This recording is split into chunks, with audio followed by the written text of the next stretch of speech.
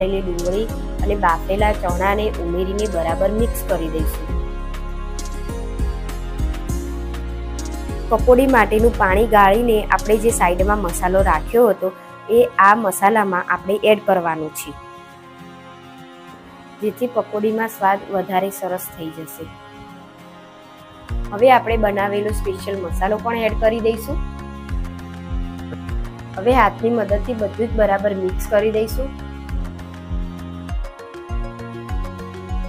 હવે આપણે તૈયાર કરેલો મસાલો તૈયાર પૂરીમાં ભરી દઈશું.